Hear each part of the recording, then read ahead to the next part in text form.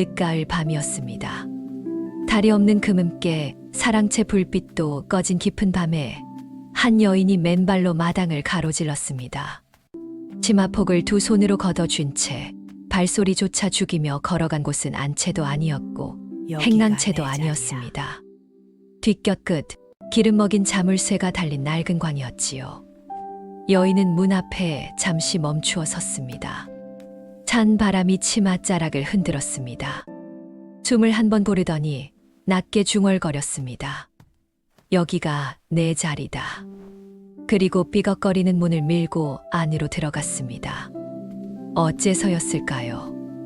안채에 방이 없는 것도 아니었고 그 여인이 천민도 아니었습니다. 참 형제를 낳아 길러낸 이 집안의 어머니였지요. 세 아들이 모두 장가를 들었고 세 며느리가 집안을 채우고 있었습니다. 그런 집에서 어머니는 왜 광으로 갔을까요? 정녕 무엇이 이유였을까요? 그리고 그날 이후 그 양반가의 운명이 바뀌었습니다. 힐링 야담을 찾아주셔서 깊이 감사드립니다. 구독과 좋아요는 사랑입니다. 경기도 광주 땅 야트막한 구릉 아래 자리 잡은 이진사 대기 이야기입니다. 이진사의 본명은 이방환이었습니다. 진사 시험에 붙어 진사라 불렸지만 과거 본 시험은 더 보지 않은 사람이었지요. 어떤 이는 그가 뜻이 높아서 벼슬길에 나서지 않은 것이라 했고 어떤 이는 그저 포기한 것이라 했습니다. 진실은 이진사만 알았겠지요. 논 6 맞이기에 밭새 떼기, 행랑채 한 칸을 가진 살림이었습니다. 먹고 사는데 모자라지는 않았지만 넉넉하다고 하기도 어려운 집이었지요. 이진사는 새벽에 일어나 밭에 나가고 해가 지면 들어왔습니다. 말이 많은 사람이 아니었습니다. 밥상 앞에 앉아서도 국물 한 모금, 밥 한 숟갈, 그것뿐이었지요. 맛있소. 아내가 물으면 고개를 한번 끄덕였습니다. 이것으로 충분하오. 그 말이 칭찬인지 무관심인지 아내는 늘 알 수 없었다 합니다. 그 집에 윤씨 부인이 시집 온 것은 21살 때였습니다. 강화 윤씨 집안 셋째 딸이었지요. 얼굴이 단정하고 손이 빠르고 눈빛이 조용한 여인이었습니다. 윤씨 부인의 친정어머니가 시집 보내는 날 아침 딸의 손을 잡고 말했습니다. 시어머니한테 절대 대들지 마라. 예. 남편이 틀려도 먼저 내가 굽혀라. 예. 배고파도 내색하지 마라. 윤 씨는 그때 16살짜리 동생이 옆에서 소근거리는 것을 들었습니다. 언니, 그거 다 하면 언니가 없어지는 거 아니야? 윤 씨는 웃었습니다. 없어지면 없어지는 거지. 그 웃음이 어떤 웃음이었는지 나중에 윤 씨 스스로도 기억하지 못했다 합니다. 시집 온 지 사흘 만에 윤 씨는 이 집의 살림이 어떻게 돌아가는지 다 파악했습니다. 시어머니는 몸이 좋지 않아 누워 계시는 날이 많았습니다. 남편은 바깥일은 부지런한데 집 안사정에는 무관심했지요. 행랑채에 늙은 종 하나가 있었는데 귀가 어두워 3번은 불러야 겨우 고개를 들었습니다. 윤 씨는 그 다음 날부터 새벽에 일어났습니다. 부뚜막에 불을 지피고 밥을 안 치고 마당을 쓸었습니다. 장독대를 닦고 시어머니 방에 아침상을 들였습니다. 점심이 되면 다시 부엌에 들어갔고 저녁이 되면 또 들어갔습니다. 그 사이에 빨래를 하고 텃밭에서 채소를 뽑아왔습니다. 밤에는 등잔 불빛 아래에서 잠을 삼았지요. 시어머니가 한 번은 그 모습을 보고 말했습니다. 며느리, 언제 자느냐? 자지요, 조금. 조금이 얼마냐? 닭이 2번 울기 전에 눕고 한 번 더 울면 일어납니다. 시어머니는 잠시 말이 없다가 돌아 누웠습니다. 그 뒷모습을 보며 윤 씨는 생각했습니다. 이것이 내 삶이구나. 서럽지 않았냐고요. 그것도 알 수 없는 일이었습니다. 다만 윤 씨 부인은 그 이후로도 새벽에 일어나는 것을 멈추지 않았습니다. 이진사와의 사이에서 아들이 태어나기 시작한 것은 시집 온 이듬해부터였습니다. 첫째 성복이 태어났을 때 이진사는 사랑채에서 기침 소리를 2번 했습니다. 기쁘다는 표현이었지요. 윤 씨는 그 기침 소리를 듣고 혼자 웃었습니다. 2해 뒤에 둘째 성달이 태어났고 또 2해 뒤에 셋째 성근이 태어났습니다. 새 아들이 태어날 때마다 이진사의 기침 소리는 한 번씩 늘었습니다. 셋째가 태어났을 때는 4번을 기침했지요. 윤 씨는 그 기침 소리가 좋았습니다. 말로 하지 않는 기쁨이 말로 하는 기쁨보다 더 묵직하게 느껴졌으니까요. 새 아들은 자라면서 각기 달랐습니다. 첫째 성복은 과묵하고 책임감이 강한 아이였습니다. 밥상에서 반찬이 모자라면 자기 것을 아우들 쪽으로 밀었지요. 아우들이 형 왜? 하고 물으면 그냥 고개를 저었습니다. 둘째 성달은 눈치가 빠르고 손재주가 좋았습니다. 마당에 앉아 나뭇가지로 무언가를 만들고 있으면 나중에 보면 어김없이 어미 닭과 병아리 모양이었습니다. 어머니 닮았지요? 하며 내밀면 윤 씨는 웃음을 참지 못했지요. 셋째 성근은 셋 중에 가장 막내다웠습니다. 어리광이 많고 입이 달아서 밥 먹을 때마다 반찬 타령을 했습니다. 어머니, 오늘은 왜 고기가 없어요? 어저께 먹었잖느냐. 어저께는 어저께고 오늘은 오늘이지요. 윤 씨는 그 말을 들으면서도 야단을 치지 않았습니다. 마음속으로는 웃고 있었으니까요. 셋이 모두 바깥에 나가 있는 낮 시간, 윤 씨 부인은 마당 한켠에 쪼그려 앉아 가끔 개미를 구경했습니다. 개미들이 일렬로 줄을 서서 부지런히 오가는 것을 보며 혼자 중얼거렸지요. 너희도 나처럼 쉬지 못하는구나. 그것이 윤 씨 부인의 낮 쉬는 방식이었습니다. 세월이 흘렀습니다. 시어머니가 세상을 떠났습니다. 이진사가 상복을 입고 사랑채에 혼자 앉아 있던 날 밤, 윤 씨 부인이 방문을 열고 들어갔습니다. 술상은 아니었습니다. 그냥 숭늉 한 사발이었지요. 이진사가 숭늉을 받아 들고 한 모금 마셨습니다. 오래 말이 없었습니다. 그러다 낮게 말했습니다. 수고했소. 시어머니 3년상을 치른 윤 씨에게 하는 말이었지요. 윤 씨 부인은 그 자리에서 눈물이 났습니다. 아무 말도 하지 않고 그냥 무릎을 꿇고 앉아서 눈물을 흘렸습니다. 이진사는 아내의 어깨에 손을 얹었습니다. 그리고 더는 말을 하지 않았습니다. 그것으로 충분한 밤이었지요. 아들들이 서당을 다니고 논에 나가 일을 거들기 시작했습니다. 집 안이 활기로 찼지요. 이진사가 아들들에게 가끔 말했습니다. 너희 어머니가 이 집을 지켰다. 아들들은 그 말의 무게를 그때는 몰랐습니다. 성복이 18이 되던 해에 이진사가 아들들을 앞에 앉혀놓고 말했습니다. 성복아, 예, 아버지. 너는 이 집 맏아들이다. 내 아우들을 내 몸처럼 여겨라. 예. 성달아. 예. 형을 잘 받들어라. 형이 짐이 많다. 예. 성근아. 막내가 눈을 크게 떴습니다. 예. 내 어머니 말 잘 들어라. 성근이 고개를 갸웃했습니다. 저만요. 형들은 이미 잘 듣는다. 성근은 뭔가 억울한 표정을 지었지만 아무 말도 못했지요. 그 모습을 보며 윤 씨 부인은 부뚜막 뒤에서 웃음을 삼켰습니다. 새 아들이 차례로 장가를 들기 시작한 것은 성복이 22살이 되던 해였습니다. 첫째 성복의 혼처는 파평 노씨 집안이었습니다.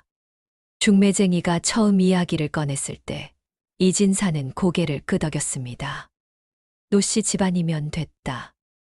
윤 씨 부인이 물었습니다. 아가씨는 어떻습니까? 얼굴이 반듯하고 손이 부지런하다 했습니다. 그것으로 됩니다. 윤 씨 부인은 그렇게 대답했지요. 예단을 준비하고 혼례 날짜를 잡고 사람들을 불렀습니다. 혼례 날 새며느리가 가마에서 내려 마당에 섰습니다. 노씨였습니다. 걸음걸이가 반듯했습니다. 눈빛이 가라앉아 있었고 입술이 굳게 다물려 있었습니다. 긴장한 것이 보였지요. 윤씨 부인이 그 모습을 보며 생각했습니다. 저 아이도 나처럼 낯선 집으로 왔구나. 혼례를 마치고 며느리가 안채로 들어와 큰절을 올렸습니다. 어머님, 잘 부탁드립니다.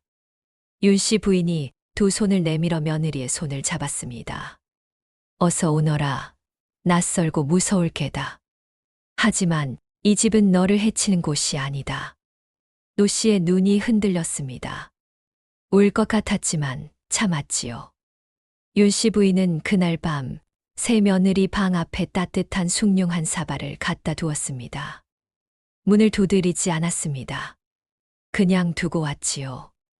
노씨가 그것을 발견하고 문을 살짝 열어 복도를 내다봤지만 이미 시어머니는 보이지 않았습니다. 노씨는 그 숭늉을 두 손으로 감싸 쥐고 오래 앉아 있었다 합니다. 이듬해 봄 둘째 성달도 장가를 들었습니다. 며느리는 안동 권씨 집안 딸이었지요.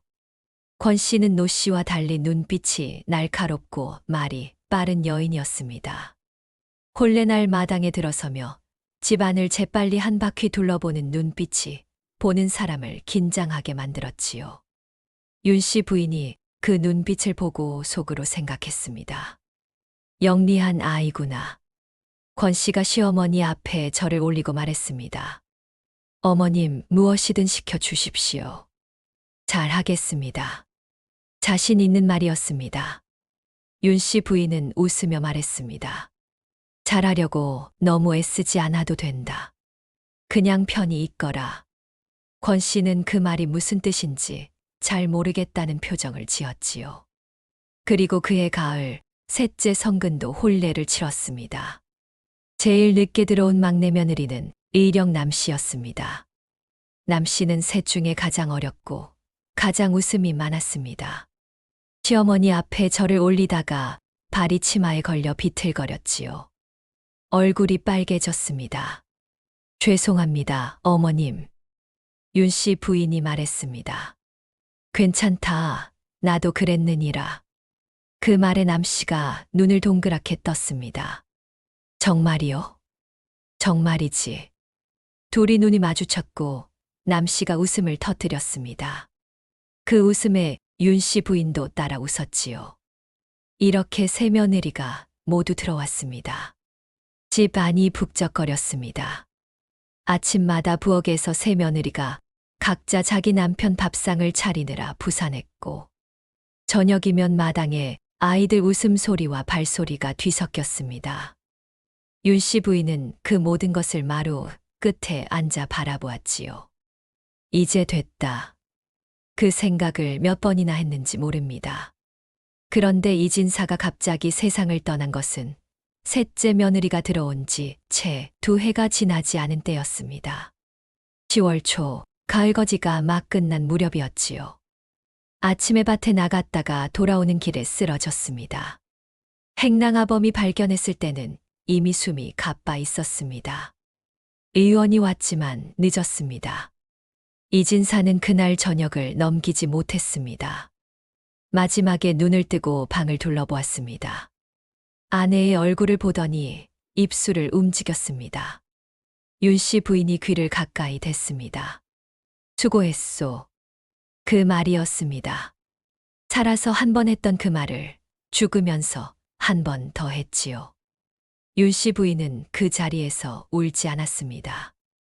남편의 눈을 손으로 감겨주고 천천히 일어섰습니다.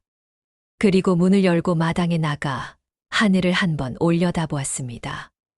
그때서야 눈물이 흘렀습니다. 말없이 하늘을 보며 한참을 섰습니다. 상을 치르는 동안 윤씨 부인은 쉬지 않았습니다. 찾아오는 손님을 맞고 밥을 짓고 제사를 챙겼습니다. 아들들이 번갈아 말했습니다. 어머니, 쉬십시오. 윤씨 부인은 고개를 저었습니다. 손님 앞에서 내가 쉬면 되겠느냐. 상이 끝난 뒤 마지막 조문객을 보내고 나서 빈 마당에 혼자 섰을 때 그제야 잠깐 주저앉았습니다. 마당 한가운데에 그냥 내려앉아 하늘을 보았지요. 별이 많은 밤이었습니다. 얼마나 그렇게 앉아 있었을까요? 정복이 밖으로 나와 어머니를 발견했습니다. 어머니, 여기 계셨습니까? 응. 춥지 않으십니까? 모르겠다. 정복이 아무 말 없이 옆에 가서 앉았습니다. 모자가 나란히 별을 보았습니다. 한참 후에 윤 씨 부인이 말했습니다. 이 집 잘 지켜야 한다. 예, 어머니. 내 아버지가 뭐라 하시는지 들려? 정복이 하늘을 올려다보며 말했습니다. 부지런히 살라고 하실 것 같습니다. 윤 씨 부인이 작게 웃었습니다. 맞다. 상을 치른 뒤 얼마 지나지 않아 윤 씨 부인이 맏며느리 노 씨를 불렀습니다. 그 손에 곧간 열쇠를 쥐어주었지요. 노 씨가 당황했습니다. 어머님, 이것을 제가 받아도 됩니까? 내가 받아야 한다. 이 집 살림은 이제 내 몫이다. 하지만 어머님께서 나는 이제 나이가 들었다. 내가 쥐고 있으면 내가 눈치를 보게 된다. 노 씨가 두 손으로 열쇠를 받으며 허리를 깊이 숙였습니다. 어머님 고맙습니다. 잘하겠습니다. 잘해야지. 윤 씨 부인이 웃으며 말했습니다. 허나 모르는 것이 있거든 언제든 물어보아라. 그것이 더 중요하다. 노 씨는 고개를 끄덕였습니다. 그날부터 곧간 열쇠는 노 씨의 허리춤에 달렸습니다. 처음 몇 달은 아무 일도 없었습니다. 노 씨는 살림을 야무지게 꾸렸습니다. 장을 알뜰하게 봐왔고 끼니를 제때 차렸으며 아랫사람들을 함부로 대하지 않았습니다. 윤 씨 부인도 일부러 부엌 쪽에는 잘 나타나지 않았습니다. 내가 기웃거리면 며느리가 숨이 막히지. 그 배려가 나중에 화근이 될 줄은 몰랐습니다. 변화는 천천히 왔습니다. 아주 조금씩 눈에 잘 띄지 않는 속도로 왔지요. 처음에는 윤 씨 부인 앞에 올라오는 밥상에서 반찬 수가 하나씩 줄었습니다. 나물 한 가지가 빠지더니 다음 날은 국이 식어 있었습니다. 그 다음 날은 간이 맞지 않았습니다. 윤 씨는 아무 말 하지 않았습니다. 살림이 빠듯하니 그럴 수도 있지. 그렇게 생각하며 수저를 들었습니다. 그런데 어느 날 저녁 윤 씨 부인이 마루에 앉아 있다가 안방 쪽에서 흘러나오는 말소리를 듣게 되었습니다. 며느리들이 모여 이야기를 나누는 소리였습니다. 처음에는 그냥 지나치려 했지요. 그런데 자기 이름이 들렸습니다. 시어머니 방군불은 하루 걸렀대도 되지 않겠어요? 둘째 며느리 권 씨의 목소리였습니다. 잠시 침묵이 흘렀습니다. 좋으시면 말씀하시겠지요. 노 씨의 목소리가 조용하게 받았습니다. 요즘 나무가 얼마나 비싼지 아세요? 막내 남 씨의 목소리도 들렸습니다. 윤 씨 부인은 마루 끝에서 그대로 굳어버렸습니다. 호흡을 죽이고 한참을 그 자리에 있었습니다. 그리고 발소리가 나지 않도록 살며시 일어나 자기 방으로 돌아갔습니다. 그날 밤 윤 씨는 오래 잠을 이루지 못했습니다. 서운한 마음이 없었다면 거짓말이었겠지요. 남편 3년상을 치르는 동안 얼마나 다들 고생했는지를 생각하면 며느리들이 밉지만은 않았습니다. 허나 그 마음보다 더 크게 자리 잡은 것이 있었습니다. 내가 짐이 되고 있구나. 그 생각이었습니다. 짐이 된다는 것. 윤 씨 부인은 평생 짐이 되지 않으려 살아왔습니다. 시어머니한테도, 남편한테도, 아들들한테도. 그런데 이제 며느리들한테 짐이 된다는 말입니까? 그 생각이 밤새 가슴을 누르고 있었습니다. 아들들은 이 사정을 몰랐습니다. 바깥에서 일하고 들어오는 아들들의 눈에 어머니는 언제나 조용하고 평안해 보였으니까요. 윤 씨 부인은 아들들 앞에서 단 한 번도 며느리들 이야기를 꺼내지 않았습니다. 그것이 어머니로서의 자존심이었는지 아니면 평생 몸에 밴 참음의 습관이었는지 윤 씨 스스로도 알지 못했겠지요. 봄이 가고 여름이 되었습니다. 여름 더위가 한풀 꺾이던 어느 저녁 윤 씨 부인이 마루에 앉아 부채질을 하고 있었습니다. 성근이 마당에서 들어오다가 어머니를 보고 말했습니다. 어머니, 저 왔습니다. 어서 오너라. 밥은 먹었느냐? 먹었습니다. 어머니는요? 먹었다. 성근이 잠깐 어머니 곁에 앉았습니다. 부채를 함께 붙였지요. 어머니, 요즘 어떠세요?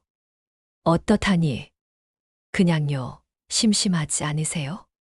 윤 씨 부인이 잠깐 아들의 얼굴을 바라보았습니다. 그리고 말했습니다.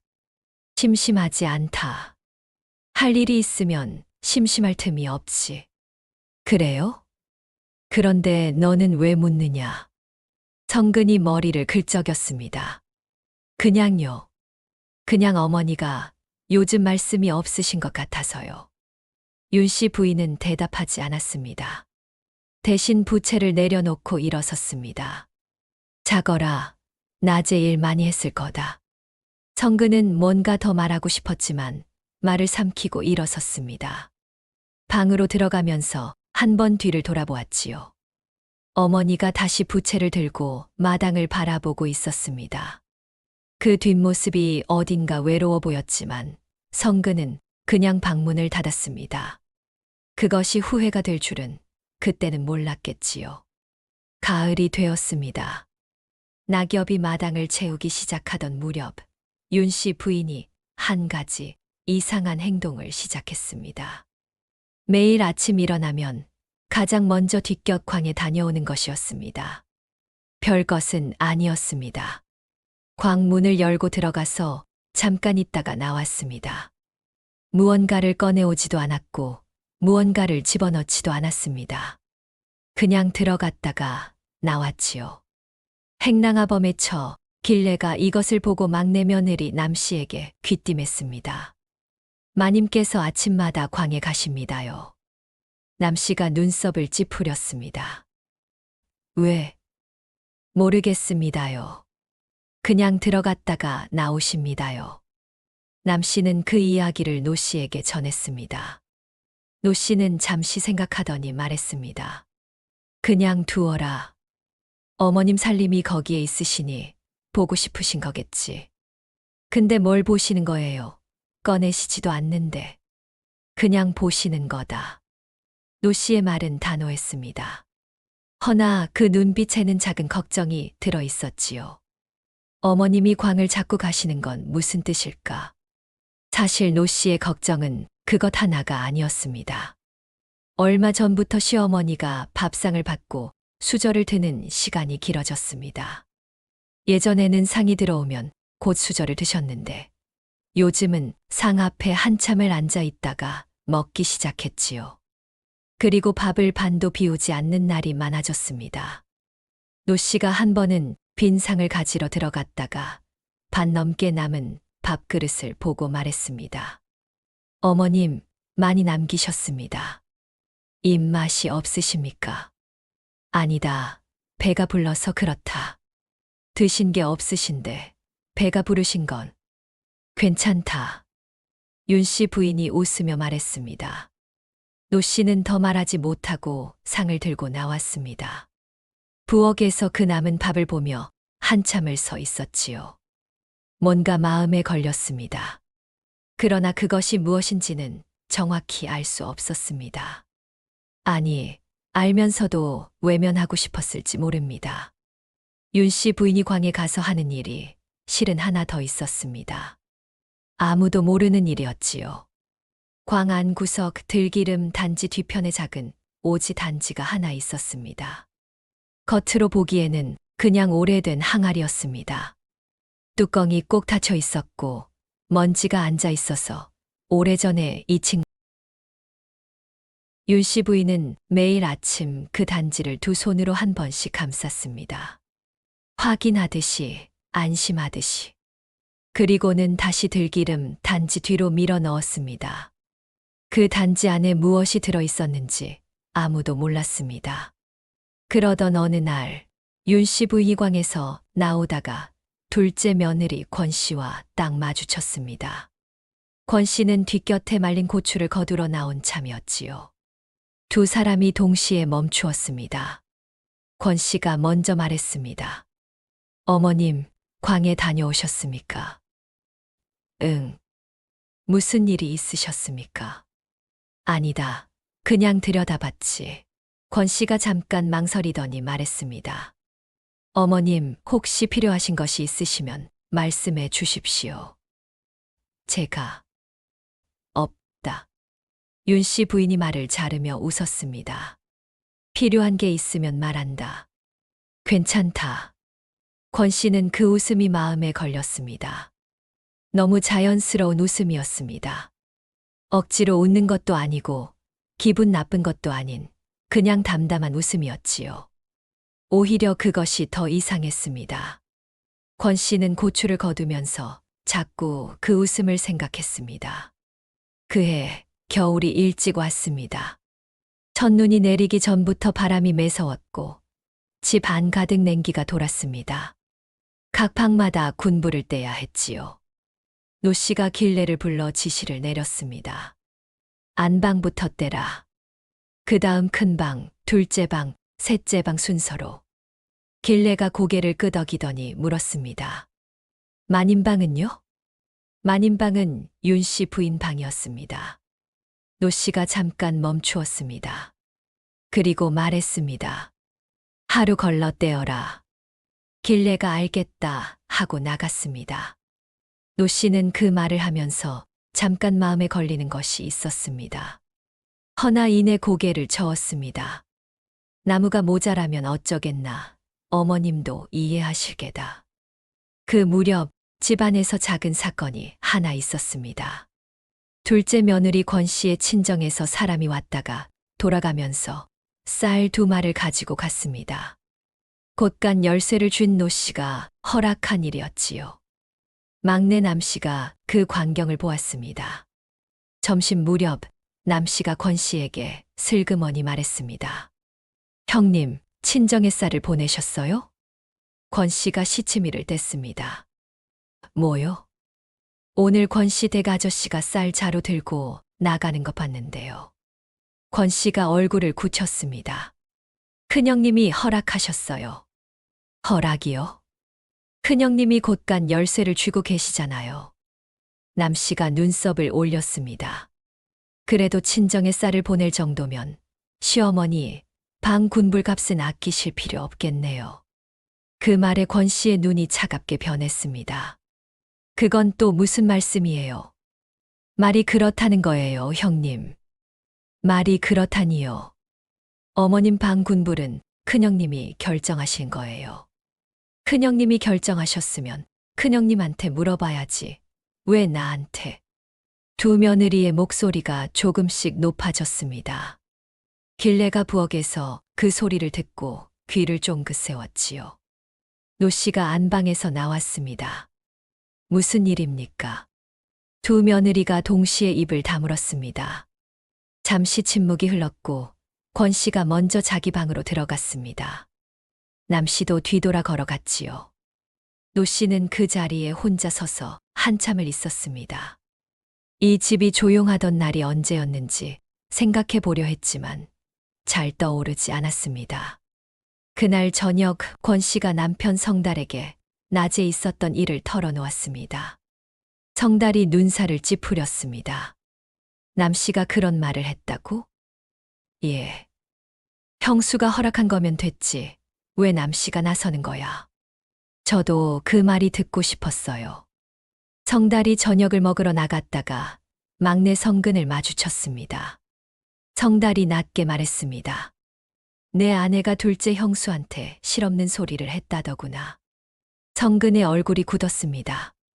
무슨 소리요? 들었을 거 아니야. 내 아내가 직접 말했을 텐데. 저는 못 들었습니다. 두 형제가 마주 보았습니다.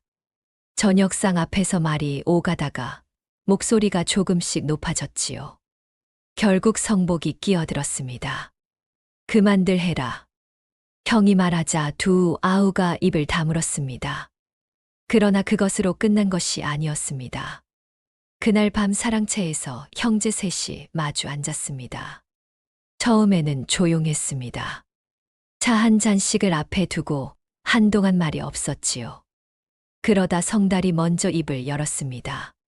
형, 사실 나는 오래전부터 할 말이 있었어. 말해. 살림이 공평하지 않아. 형수가 곳간 열쇠를 쥐고 있으니 형네 것은 잘 챙겨도 우리 것은 뒷전이야. 성복이 찻잔을 내려놓았습니다. 내가 언제 너희 것을 뒷전으로 뒀냐. 형이 아니라 형수가 그런 거지. 그게 그 말이야. 성근이 끼어들었습니다. 형들, 지금 그게 문제가 아니지 않아요? 두 형이 동시에 성근을 바라보았습니다. 그러면 뭐가 문제냐? 성근이 말했습니다. 어머니요. 방 안이 조용해졌습니다. 어머니가 요즘 이상하세요. 밥을 잘 안 드시고 매일 아침 광에 가시고 내가 봤을 때 어머니가 많이 외로우신 것 같아요. 성복의 눈이 흔들렸습니다. 외로우시다고? 예. 우리가 다 바쁘다 하면서 어머니한테 제대로 들어가 본 적이 언제예요? 형제 셋이 서로를 바라보았습니다. 그 질문에 아무도 선뜻 대답하지 못했습니다. 성복이 낮게 말했습니다. 내일부터 번갈아 어머니 방에 들어가 보자. 예. 예. 그러나 다음 날 세 아들은 각자 아침 일찍 바깥으로 나갔습니다. 그리고 돌아올 때쯤에는 이미 그 이야기를 잊어버리고 있었지요. 사람이란 중요하다는 것을 알면서도 미루는 존재입니다. 그것이 가장 가까운 사람에게는 특히 그러하지요. 그해 겨울 첫눈이 내리던 날 새벽이었습니다. 노 씨가 일찍 일어나 부엌으로 향하다가 안채 쪽을 지나쳤습니다. 윤 씨 부인 방에서 아무 소리가 들리지 않았습니다. 그것은 평소와 다를 것이 없었지요. 허나 무언가 이상한 느낌이 들어 노 씨가 발걸음을 멈추었습니다. 방문 앞에 서서 귀를 기울였습니다. 숨소리조차 들리지 않았습니다. 노 씨가 조심스럽게 문을 열었습니다. 방이 비어 있었습니다. 이부자리가 가지런히 개어 있었고 옷까지 몇 벌이 사라져 있었습니다. 노 씨가 소리를 질렀습니다. 어머님이 안 계세요. 그 소리에 온 집 안이 깨어났습니다. 세 아들이 허겁지겁 뛰쳐나왔고 두 며느리도 달려왔습니다. 마당을 둘러보고 행랑채를 살피고 뒷곁을 돌았습니다. 성복이 발걸음을 멈춘 곳이 뒷곁 끝 낡은 광 앞이었습니다. 문틈으로 숨소리 같은 것이 들렸습니다. 어머니? 대답이 없었습니다. 성복이 문을 당겼습니다. 잠기지 않은 문이었지요. 어둠 속에서 윤 씨 부인이 오래된 소미불을 뒤집어 쓰고 쌀독 옆에 등을 기댄 채 앉아 있었습니다. 눈을 뜨고 있었습니다. 아들을 보더니 윤 씨 부인이 말했습니다. 여기가 따뜻하구나. 따뜻할 리가 없었습니다. 광이었으니까요. 새벽 찬 기운이 서린 광 안에서 노인이 이불을 뒤집어 쓰고 홀로 앉아 있었습니다. 성복이 말문을 잃었습니다. 뒤에서 달려온 성달과 성근도 그 광경을 보고 멈추어 섰습니다. 아무도 말을 하지 못했습니다. 첫눈이 마당에 소리 없이 쌓이고 있었습니다. 이 일이 세상에 알려지기 시작한 것은 그날 저녁 길래가 담 밖에서 이웃집 안악에게 이것을 전하면서였습니다. 사흘 만에 고을 안에 소문이 퍼졌습니다. 이진사댁 어머니가 광에서 주무셨다더라. 세 아들이 있는데, 며느리 셋이 있는데, 사람들은 혀를 찼습니다. 이진사댁 아들들이 어머니를 광에서 자게 했다는 이야기가 꼬리를 물었지요. 고을 훈장이 그 이야기를 듣고 성복을 불러 나무랐다 하고 건넌마을 노인들이 모여 이진사 댁 불효를 성토했다는 말도 들렸습니다. 정복은 그 이야기를 전해 듣고 밤새 잠을 이루지 못했습니다. 체면이 무너지는 것도 있었지만 무엇보다 어머니를 그런 처지로 두었다는 것이 가슴을 눌렀지요. 이튿날 아침 형제 셋이 어머니 방으로 들어가 무릎을 꿇었습니다. 어머니 죄송합니다. 왜 그러셨습니까?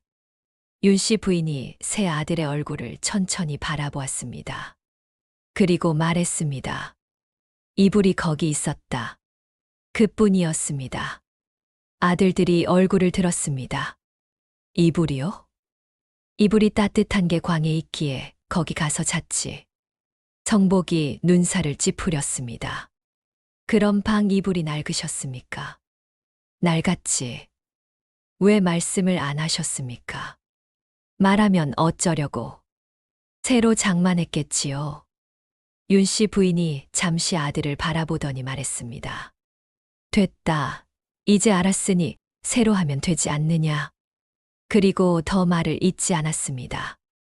아들들은 그 말을 듣고 어머니 방 이불이 낡아서 추워 관까지 가셨다고 믿었습니다. 당장 노 씨를 불러 이불을 새로 장만하라 했지요. 노 씨는 눈물을 흘리며 고개를 숙였습니다. 제가 살피지 못했습니다. 그날부터 윤 씨 부인 방 군불이 빠짐없이 들어왔고 아침상 반찬도 다시 늘었습니다. 며느리들이 번갈아 방에 들어와 안부를 물었지요. 집안이 한동안 조심스러워졌습니다. 윤 씨 부인은 그것을 보며 고개를 끄덕였습니다. 진짜 이유를 말하지 않았습니다. 말할 생각도 없었지요. 그러나 봄이 지나고 다시 여름이 되면서 집 안 분위기가 또 조금씩 변하기 시작했습니다. 겨울 동안 잠잠했던 것들이 하나씩 고개를 들었지요. 이번에는 더 조심스럽게, 더 교묘하게였습니다. 며느리들이 달라진 것은 어머니를 대하는 방식이었습니다. 함부로 대하지는 않았습니다. 말은 여전히 공손했고 밥상도 빠지지 않았습니다. 그러나 어딘가 달랐지요. 밥상을 들여놓고 문을 닫으면 그뿐이었습니다. 예전에는 잠깐이라도 방에 앉아 이런저런 이야기를 나누었는데 이제는 그냥 내려놓고 나가버렸지요. 진지 드세요. 말은 공손한데 눈은 이미 문 밖을 향해 있었습니다. 윤 씨 부인은 혼자 밥을 먹었습니다. 주저 소리만 들리는 방에서 천천히 밥을 씹었습니다. 그 고요함 속에서 윤 씨 부인이 무슨 생각을 했을지 헤아리기가 쉽지 않습니다. 허나 한 가지는 알 수 있습니다. 그 고요함에 무너지지 않았다는 것이지요. 윤 씨 부인은 혼자 밥을 다 먹고 수저를 가지런히 놓고 상을 문 앞에 밀어두었습니다. 그리고 방 안에서 무언가를 꺼냈습니다. 바느질 감이었습니다. 혼자 앉아 바느질을 시작했지요. 무엇을 만드는지 알 수 없었습니다. 며느리들이 와서 상을 가지러 문을 열 때마다 윤 씨 부인은 고개를 들지 않고 바느질을 하고 있었습니다. 그 모습이 노 씨의 눈에 박혔습니다. 어머님이 무얼 만드시는 걸까? 그해 가을 어느 날 밤이었습니다. 윤 씨 부인이 또 광으로 갔습니다. 이번에는 이불을 들고 갔지요.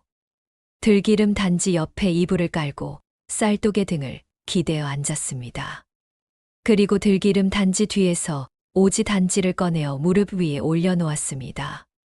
달빛도 들지 않는 어둠 속에서 윤 씨 부인은 그 단지를 두 손으로 감싸 쥐고 오래 앉아 있었습니다.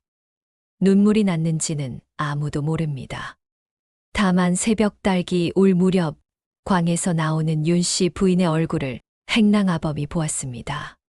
조용하고 굳은 얼굴이었습니다. 무언가를 결심한 사람의 얼굴이었지요. 이튿날 아침 윤 씨 부인이 새 아들을 불렀습니다. 며느리들도 함께 오라 했지요. 안채 마루에 6명이 모였습니다. 가을 햇살이 마루 위에 비스듬히 내려앉아 있었습니다.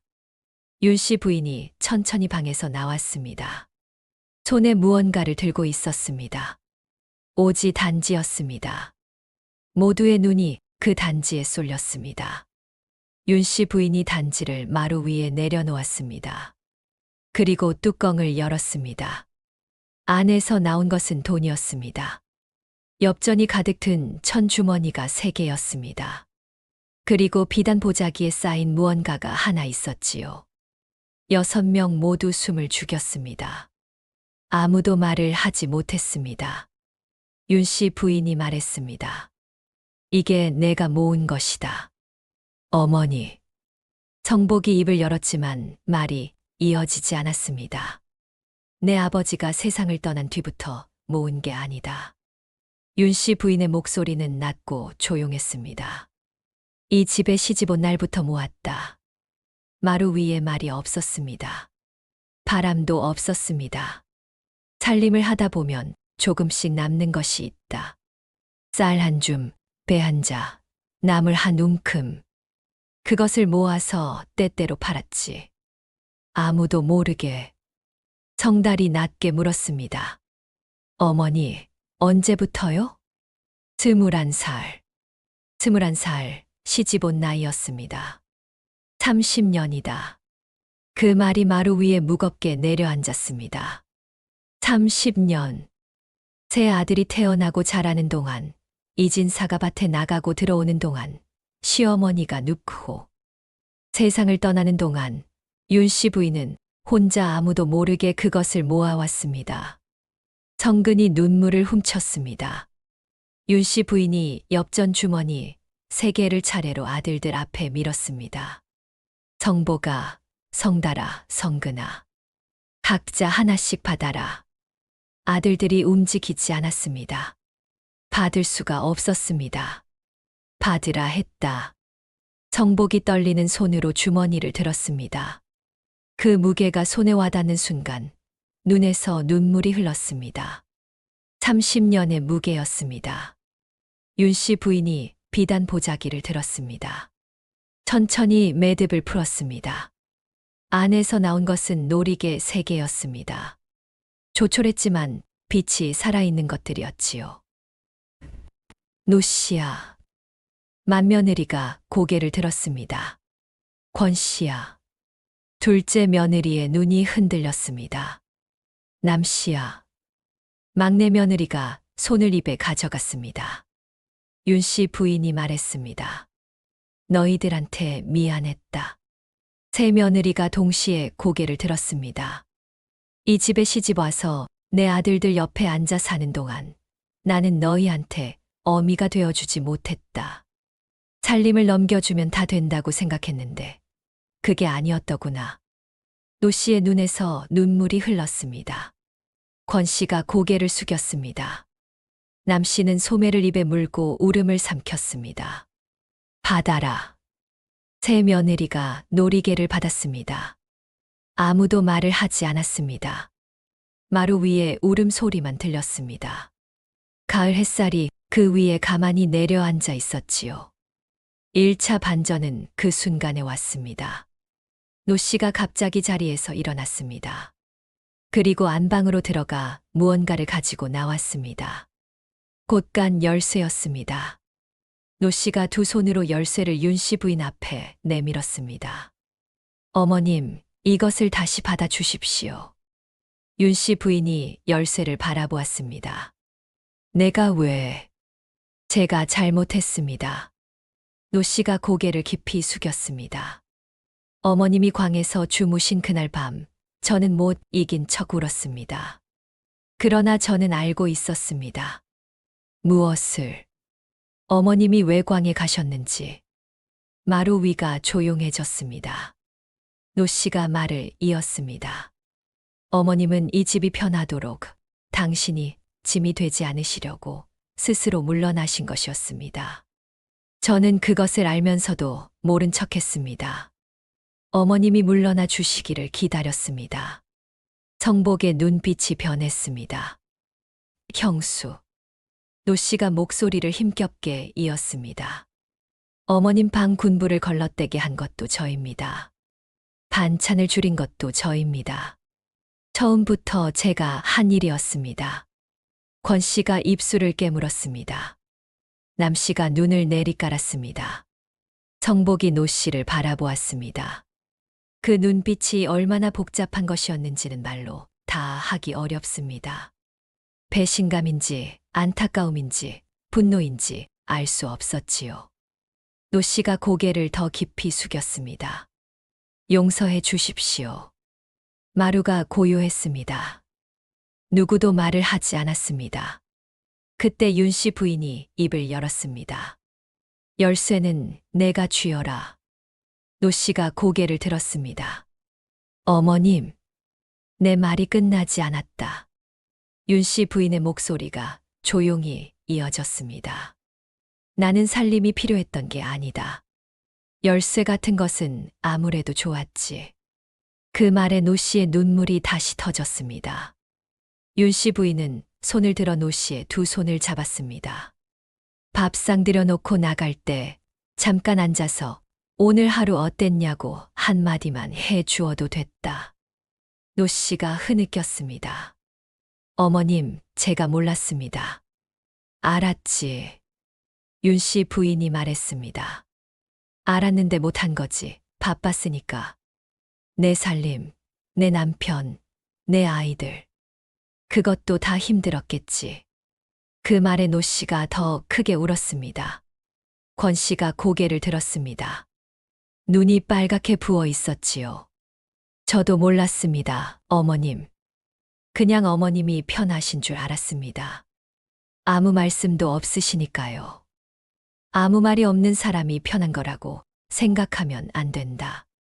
윤 씨 부인이 권 씨를 바라보며 말했습니다. 말을 못하는 것과 말을 안 하는 것은 다르다. 나는 못한 게 아니라 안 한 거지. 너희가 무겁게 들을까봐. 남 씨가 소매 끝으로 눈물을 닦으며 말했습니다. 어머님, 저는 어머님이 싫으신 게 아니라 그냥 무서웠습니다. 무섭다고. 시어머니가 무서웠습니다. 어머님이 특별히 무서우신 게 아니라 시어머니라는 사람이요. 윤 씨 부인이 잠시 남 씨를 바라보다가 조용히 웃었습니다. 그리고 말했습니다. 나도 무서웠다. 남 씨가 눈을 들었습니다. 제가요? 시어머니가. 남 씨가 눈을 동그랗게 떴습니다. 어머님도요? 나도 시집 온 사람이다. 처음에는 무서워서 밥도 제대로 못 먹었느니라. 남 씨가 멍하니 윤 씨 부인을 바라보았습니다. 그리고 눈물 범벅이 된 얼굴로 피식 웃음이 터졌습니다. 그 웃음이 마루 위에 번졌습니다. 권 씨도 웃었습니다. 노 씨도 입술 끝이 올라갔지요. 아들들도 그 웃음 소리에 어깨를 풀었습니다. 마루 위에 잠깐 따뜻한 공기가 흘렀습니다. 그 공기 속에서 윤 씨 부인이 말했습니다. 30년을 모은 것이 이것이다. 다시 오지 단지를 내려다보았습니다. 살림에서 남긴 것이 반이고 살면서 아낀 것이 반이다. 쓰고 싶을 때 쓰지 않고 참은 것이 반이고 먹고 싶을 때 먹지 않고 아낀 것이 반이다. 성복이 낮게 말했습니다. 어머니, 왜 쓰지 않으셨습니까? 당신을 위해 쓰셔도 됐는데. 윤 씨 부인이 아들을 바라보았습니다. 쓸 일이 생길 줄 알았다. 어떤 일이요? 이런 날 말이다. 이런 날. 형제들이 서로를 바라보았습니다. 아들들과 며느리들이 한자리에 앉아 눈물을 흘리고 웃음을 터뜨리는 이날. 어쩌면 윤 씨 부인은 이날을 위해 30년을 기다린 것이었는지 모릅니다. 돈을 나눠주기 위해서가 아니라 이 자리를 만들기 위해서. 마루 위에 다시 침묵이 흘렀습니다. 그러나 이번 침묵은 차갑지 않았습니다. 대반전은 그 다음에 왔습니다. 윤 씨 부인이 빈 오지 단지를 두 손으로 들고 말했습니다. 이제 이게 비었으니 다시 채워야겠다. 성복이 영문을 몰라 말했습니다. 어머니, 다 나눠주셨는데 또 모으실 겁니까? 응. 왜요? 윤 씨 부인이 천천히 일어서며 말했습니다. 너희 아이들이 장가가고 시집가는 날이 올 게 아니냐. 아무도 말을 하지 못했습니다. 그때도 이렇게 줄 것이 있어야지. 성달이 눈물을 훔쳤습니다. 성근이 고개를 숙였습니다. 노 씨가 다시 울기 시작했습니다. 그 울음에 권 씨가 따라 울었고 남 씨도 소매를 얼굴에 댔습니다. 윤 씨 부인은 그 모습을 한 바퀴 둘러보았습니다. 그리고 빈 단지를 방 안에 들여다 두었습니다. 광구석으로 돌아가지 않았습니다. 안채 아랫목, 가장 따뜻한 자리였지요. 그 뒤로 오지 단지는 그 자리에 있었습니다. 비어 있었지만 날이 갈수록 조금씩 채워졌습니다. 윤 씨 부인이 또 모으기 시작한 것이었습니다. 며느리들은 이제 그 단지를 알았습니다. 어느 날은 노 씨가 슬쩍 단지 옆에 엽전 몇 잎을 놓아두었습니다. 아무 말 없이 그냥 두었지요. 윤 씨 부인이 그것을 발견하고 노 씨를 불렀습니다. 이게 뭐냐? 노 씨가 말했습니다. 저도 모으겠습니다. 윤 씨 부인이 잠시 노 씨를 바라보았습니다. 그리고 말했습니다. 그래. 그 한마디 뒤에 두 사람 사이에 처음으로 따뜻한 침묵이 흘렀습니다. 봄이 오자 마당이 밝아졌습니다. 남 씨의 아이가 마당을 뛰어다녔고 성달의 아이가 그 뒤를 쫓았습니다. 윤 씨 부인이 마루에 앉아 그 모습을 바라보았습니다. 권 씨가 옆에 와서 앉으며 말했습니다. 어머님, 오늘 날이 좋지요? 그러네. 오늘은 저랑 텃밭에 나가실래요? 윤 씨 부인이 권 씨를 바라보았습니다.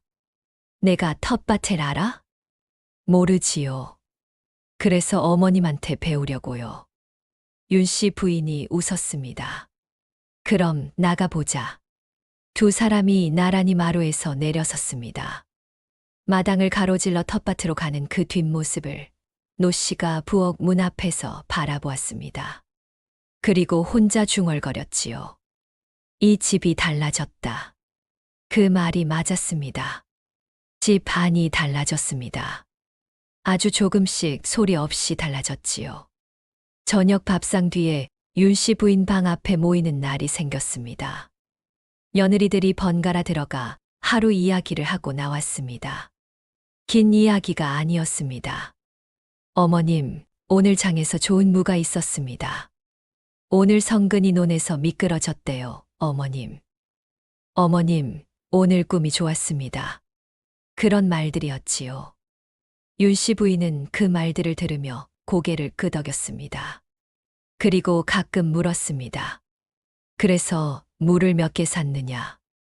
성근이 다친 곳은 없고 꿈이 어떠했냐? 그것으로 충분했습니다. 그것이 윤 씨 부인이 30년 동안 원했던 것이었습니다. 사람들은 나중에도 이 일을 오래 이야기했습니다. 새 아들 장가 보내고 광에서 잠든 어머니 이야기를. 그러나 그들이 잊은 것이 있었지요. 그 어머니는 광에서 울기 위해 간 것이 아니었습니다. 기다리기 위해 간 것이었습니다. 그리고 30년 동안 혼자 모은 것은 돈이 아니었습니다. 이 집 식구들이 한자리에 앉아 눈물을 흘리는 그날을 혼자 기다려온 것이었습니다. 어머니의 사랑은 받아달라 말하지 않습니다. 다만 곁에 있습니다. 부엌 굴빛처럼, 장독대 위 달빛처럼 말없이 그 자리를 지킵니다. 우리가 뒤늦게 알아챌 때까지. 그 기다림이 얼마나 길고 깊은지를 우리는 어머니가 떠나고 나서야 겨우 헤아립니다. 오늘 곁에 계신다면 오늘 한 번만 여쭤보십시오. 어머니, 오늘 하루 어떠셨습니까? 그 한마디가 30년을 버티게 하는 것입니다. 그리고 그 한마디가 30년치 사랑을 갚는 것이기도 합니다. 살아있는 동안 드릴 수 있는 것을 살아있는 동안 드리십시오. 그것이 이 이야기가 전하는 한 가지 뜻입니다. 오늘 이야기가 마음에 남으셨다면 구독과 좋아요 부탁드립니다. 다음 이야기에서 다시 뵙겠습니다.